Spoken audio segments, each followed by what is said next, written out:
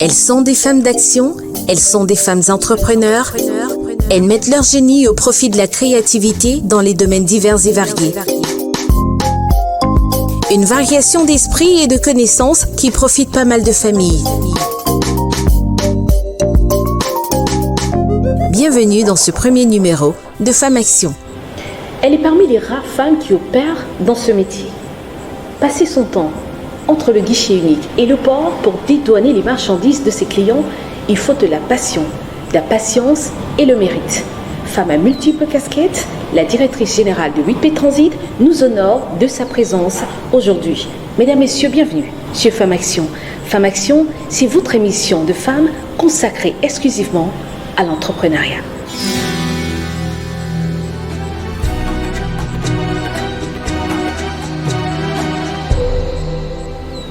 Valérie Devac, merci d'avoir accepté l'invitation de Femmes Action. Merci Stéphie de m'avoir invitée, c'est un réel plaisir. Alors, parlez-nous un peu de vous. Ok, de moi. En fait, je suis Valérie Devac, comme vous l'avez bien dit. Je suis directeur général de la société 8P Transit. Commissionnaire agréé en douane, nous nous occupons de tout ce qui importe et tout ce qui exporte. Donc, si vous avez des problèmes au niveau de la douane camerounaise, nous sommes appropriés pour vous. Alors, dites-moi, qu'est-ce qui vous a poussé à vous lancer en entrepreneuriat ? Oh là là, l'entrepreneuriat, pour moi, je pense que l'entrepreneuriat, c'est un don. C'est un peu comme un chanteur qui a une belle voix. Je ne pense pas qu'il a fait plus d'efforts que ça pour avoir cette voix. Et l'entrepreneuriat, pour moi, c'est un don. J'ai eu beaucoup de personnes à côté, des circonstances de la vie aussi, qui m'ont poussé à développer ce don, à travailler fort là-dessus. Entre autres, mes parents. Ma vie étudiantine à l'université, c'était pas facile. Je devais bosser dur. Et par la même occasion, mon époux et la famille très proche aussi qui a subi des gros problèmes financiers. Là, ça m'a permis de me dire, là, il faut te lever, Valérie. Et vous avez lancé votre entreprise ? Oui, la société 8P Transit. Je suis revenue au Cameroun. Sincèrement, je n'avais aucune idée c'est quoi le transit. Et je me suis retrouvée là, parce qu'on me l'a proposé. Et j'avais des défis, j'avais des choix, j'avais des options. Mais j'ai opté pour ce que je ne connaissais pas parce que j'aime l'inconnu, j'aime les défis. Et là, je suis rentrée dans le transit et c'est devenu une passion, je suis tombée en amour. Et c'est quoi le transit concrètement ? Le transit, c'est le dédouanement des marchandises. Tout ce qui importe et tout ce qui veulent exporter hors du Cameroun. Nous nous occupons d'eux, nous nous occupons de vos marchandises jusqu'à la livraison dans vos magasins. Alors, dans le monde de l'entrepreneuriat, avez-vous rencontré des difficultés ? Oh oui. Sinon, lesquelles ? Des difficultés, en fait, la première difficulté que j'ai rencontrée, déjà, c'est un domaine assez compliqué au Cameroun. Quand on parle de douane au Cameroun, on a le sentiment d'avoir quelque chose de compliqué, de difficile, d'impénétrable. Et le véritable challenge, c'était avec les entreprises. Vous savez, dans les entreprises, il y a beaucoup de coups bas. Ça veut dire quand vous arrivez nouvellement dans une entreprise comme prestataire de service, c'est pas du tout évident parce que les employés, les personnes ne vous acceptent pas facilement. Et là, vous devez vous battre pour prouver que vous êtes capable. Et là, ça a été un des plus gros challenges. Et peut-être parce que vous êtes une femme ? Parce que j'étais une femme, je peux dire oui, parce qu'on avait le sentiment que je ne pouvais pas tenir, c'était un milieu d'hommes. Et là, pour raconter une petite anecdote, j'ai un douanier à un moment donné qui avait refusé de travailler avec moi la première fois que je l'ai rencontré dans son bureau, parce qu'il était convaincu que j'étais une journaliste et que j'étais venue juste pour le piéger. Et c'est par après qu'il a su que j'étais directeur général de l'entreprise 8P Transit. Il vous a finalement donné ce marché-là ? Avez-vous travaillé avec lui ? Oui, après. Okay. Mais à la base, ce n'était pas le cas parce qu'il avait le sentiment, non, elle, forcément, c'est une journaliste, elle a des micros dans son sac, quelque chose comme ça, et forcément, elle me posait des questions pour me prendre au piège. Alors, dans le monde de l'entrepreneuriat féminin, pourquoi peu de femmes entreprennent ? Ok, je peux dire que les femmes entreprennent, au Cameroun particulièrement, les femmes entreprennent, mais elles sont limitées en fait. Il y a beaucoup de femmes sur la place. Il y a beaucoup de femmes qui osent, mais elles-mêmes à leur niveau, elles pensent qu'elles ont un potentiel fini, alors que nous, les femmes, nous avons un potentiel infini. Ensuite, la société aussi nous a, je peux dire, embrigadés dans une petite boîte.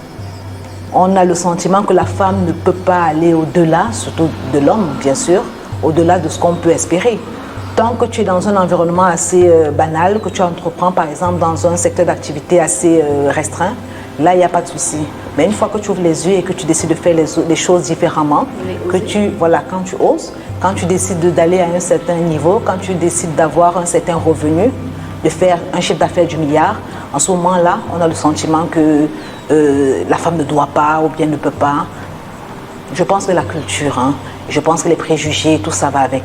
En plus aussi le manque de confiance des femmes en elles-mêmes. Oui, les femmes ont un manque de confiance important. Et là, ça nous disqualifie beaucoup. Bon, c'est vrai que dans le domaine de l'entrepreneuriat, comme vous l'avez dit tout à l'heure, il semble que la femme ne reçoit pas toujours les cadeaux comparativement aux hommes. Sincèrement, je ne pourrais pas dire oui ou non. Je pense que moi, j'ai eu beaucoup de cadeaux. Oui. Voilà, moi, j'ai eu beaucoup de cadeaux. Je pense qu'au contraire, quand on rentre dans ce domaine-là, on a beaucoup de facilité, nous, les femmes.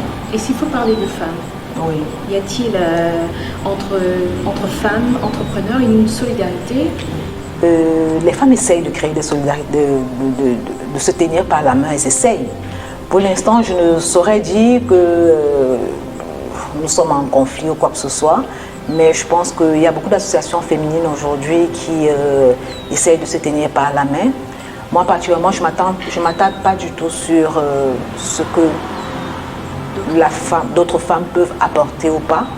Je reste juste dans mon champ d'action et ce qu'elle apporte, je reçois avec action de grâce.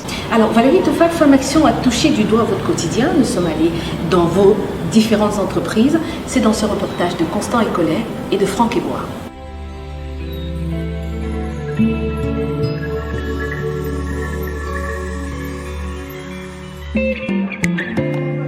Mon activité s'arrête la plupart du temps le soir car c'est une fois auprès de ma famille que je pousse un ouf de soulagement synonyme d'une journée bien remplie. Confie Valérie Tofal. Je suis maman de 5 enfants, donc c'est un plaisir pour moi de partager des bons moments avec la famille. Ce que je fais habituellement, comme je l'ai dit, je rentre à 17h, donc je suis présente pour récupérer les enfants. Et déjà le matin, c'est moi qui les dépose à l'école à 6h30. Nous sortons de la maison, je les dépose à l'école.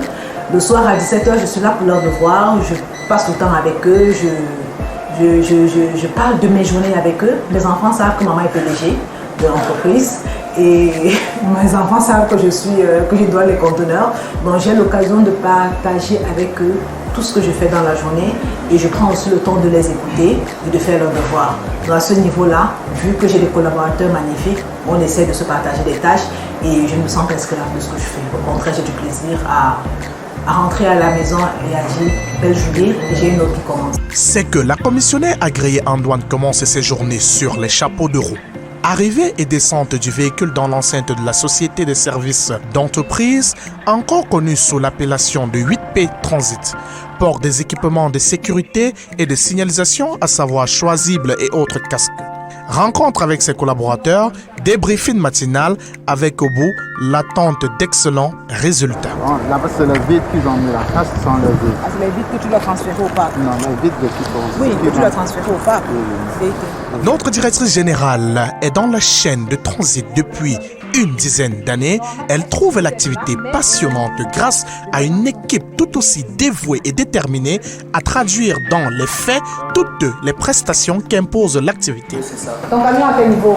C'est garé dehors là, je vais aller changer l'eau pour faire un tour à ton avis, c'est le riz de AVS que tu nous sors aujourd'hui. Mais pourquoi tu es là?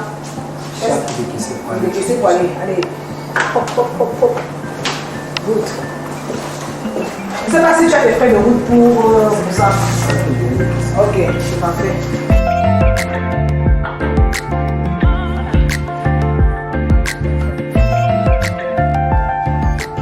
La présentation du tableau de bord qui renseigne sur les dossiers en livraison ou en attente nous mène à la découverte d'un parc à conteneurs, autre point névralgique de la structure. D'avoir les numéros de dossiers, les noms de nos clients, les désignations de type de marchandises, les compagnies maritimes avec lesquelles on travaille, les dates d'arrivée. ETA, c'est les dates d'arrivée. C'est par là que notre point focus. et les documents que nous attendons du client. Le vaste espace abrite des conteneurs de 20 et de 40 pieds que côtoient des challengers, des carpos, les pelles chargeuses et autres tapis roulants dont le rôle est incontournable dans le mouvement des marchandises. Vous prendre peut-être le 40 pieds, parce qu'il doit ouvrir le mât, parce qu'on appelle ça le mât. Ça sort en 40 pieds et en 20 pieds. En 40 pieds, c'est 12 mètres. Il doit ouvrir en 40 pieds et faire sortir le bras jusqu'à accrocher le conteneur. Et dès qu'il a accroché le conteneur, il va faire revenir le conteneur vers lui. Juste un petit peu pour éviter que la machine ne bascule en avant. Parce qu'il y a les conteneurs qui font tomber les machines. Ayant fait des études en management et gestion des entreprises, travailler dans la chaîne de transit aujourd'hui est pour notre interlocutrice le résultat d'une bonne orientation.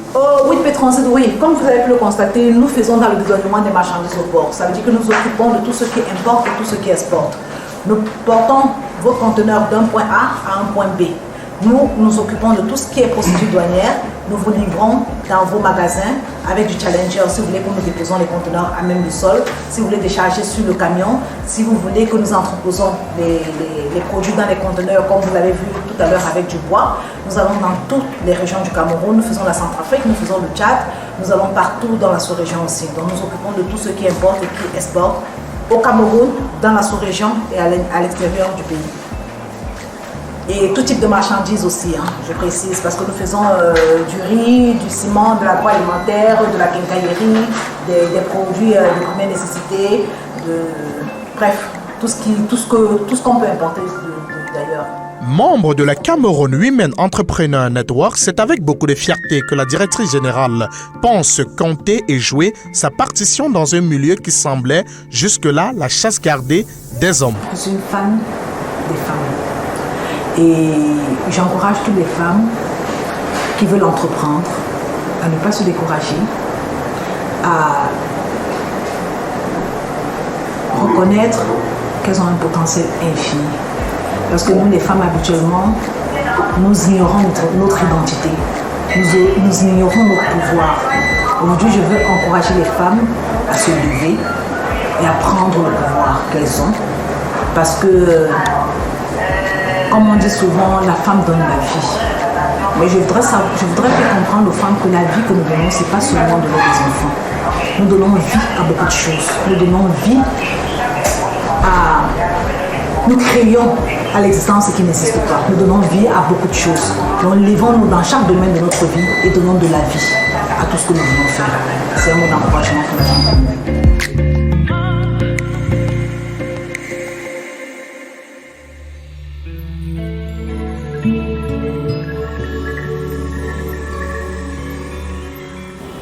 Alors de retour sur ce plateau de Femmes Action, toujours avec notre invitée Valérie Tefac. Alors dites-moi un peu Valérie, comment définissez-vous votre réussite aujourd'hui? Est-ce un défi, une opportunité, une fuite en avant ou alors une contrainte? Ma réussite, j'avoue que le mot réussite, je ne sais pas s'il est bien placé, mais si je vais appeler ce que je vis présentement comme une réussite, je dirais que c'est l'ordre divin des choses. Je n'ai pas fait des choses de façon spéciale. Je pense que beaucoup de choses ont concouru à ce que tout marche bien. Alors, en tant que femme entrepreneur, comment réussissez-vous à juguler la vie de famille et les nombreuses sollicitations liées à vos affaires, votre entreprise, votre famille, vos projets? Par rapport à ça, je peux dire que maman de 5 enfants déjà. J'ai un mari qui me soutient énormément. J'ai un papa poule à la maison qui aime bien les enfants. C'est super ça. Donc il m'aide énormément et ça me permet de gérer mon quotidien. Donc les choses se passent, comme je le disais, c'est l'ordre divin des choses. Une harmonie de plusieurs points. Plusieurs points. Ouais. Alors maintenant je vais poser une question à un peu ce que les gens disent. Partagez avec nous votre plus beau souvenir de femme entrepreneur. Ok, mon plus beau souvenir, je ne sais pas si je vais appeler ça beau souvenir, mais c'est un souvenir, c'est quelque chose qui m'a beaucoup marqué. J'ouvre l'entreprise en 2006. Le client sur lequel je compte fait faillite en 2008. donc 2 ans après la création de l'entreprise. Et là, je suis tout à fait déboussolée, je ne sais plus sur quoi, sur quel pied danser. Et là, je fais un deal très important. Ça veut dire que je tombe sur un importateur, méga importateur de la place avec qui je signe un contrat. Alors pour moi, c'était waouh, enfin tu as décroché quelque chose. Et là, je travaille avec cette personne. À la fin de mes prestations, je me vois couper ma facture en 2. Il me dit, Madame Tefax, sincèrement, j'ai eu un mauvais rapport de ton travail, alors que je m'étais donné corps et âme. J'étais sur le terrain 24 heures sur 24. Je voulais prouver que j'étais capable. J'avais donné tout ce que je pouvais. À l'intérieur de mes tripes, j'avais tout donné. Mais ce jour-là, il m'a dit, je pense que tu as eu des retards de livraison parce que telle personne n'a pas fait ci, pas fait ça. Et là, il m'a coupé carrément 50% de mon dû. J'étais juste... je peux dire abasourdi. Et ce jour-là, j'ai pleuré. En tant que chef d'entreprise, pleurer au bureau, je pense que ça a été le plus... ça a été la plus... C'est pas la plus belle histoire. Mais ce jour-là, cette goutte de larmes m'a permis de me dire, Valérie, c'est le moment de te lever. Il faut avancer. Et ce jour-là, j'ai décidé de prendre le taureau par les cornes. Et je me suis levée comme une lionne. Et je me suis levée comme une lionne. Et aujourd'hui, je suis fière de moi. D'accord, vous êtes fière de vous. Alors Valérie, songez-vous à la retraite? Oui, déjà. Comment vous la voyez, votre retraite? Ma retraite, je la vois... je suis en train de prendre des cours de photographie. Parce que je vais être photographe professionnel pendant mes temps de retraite. Je pense faire des photos pour mes petits-enfants. Et offrir des albums photos à tous leurs conjoints. Donc, à tous mes petits-enfants, je ferai des photos de la naissance jusqu'au jour de leur mariage. Et j'offrirai ces photos, cet album, à leurs conjoints. C'est à ça que je vais à ma retraite, faire des photos. Très bon projet. Merci. Alors, en dehors de 8P Transit, vous avez d'autres activités? Oui, pas mal. Laquelle? Pas mal. Lesquelles? Aujourd'hui, j'ai une salle, la Vie Zoé. C'est une salle multimédia. En fait, la Vie Zoé, c'est une salle que j'ai mise sur pied. C'est un battement de cœur. À un moment donné, à Douala, j'ai ressenti le besoin de me retrouver seule de temps en temps pour partager avec une amie, pour lire sur un livre, pour échanger. Et je ne trouvais pas des endroits. Et il n'y avait que des snacks, des bars avec plein de musique et tout. Et là, je me suis dit, mais ce besoin-là, je pense que si j'ai ce besoin, il y aura des personnes qui peuvent aussi en avoir. Alors, j'ai décidé de mettre sur pied, de faire des travaux dans cette salle. Et pendant que je faisais ces travaux, il y a beaucoup de personnes qui venaient me dire, oh, Valérie, Madame Tefax, c'est mieux de faire un snack, un lunch. J'ai dit non, merci. Il y en a énormément. Là, c'est juste une salle pour que les gens puissent prendre du temps pour pouvoir lire, échanger et juste contacter. Voilà, des autres. Voilà, justement. Et aujourd'hui, je pense que c'est mon battement de cœur. Je travaille dans cette salle présentement. Eh bien Valérie, c'est à vous l'honneur de présenter la future invitée de notre émission Femme Action. Je vous présente Madame Kepse Béatrice, directeur général de la société Powerlink, ingénieure en télécommunications. Merci Valérie d'avoir partagé votre expérience de femme entrepreneur avec nous dans cette émission de Femme Action. Rappelons que vous nous avez ouvert vos portes, les portes de la Vie Zoé, cet espace dans lequel nous avons tourné la toute première édition de votre émission Femme Action. Merci mesdames, messieurs d'avoir été avec nous. Prochain rendez-vous, ce sera la semaine prochaine sur votre chaîne. À très bientôt.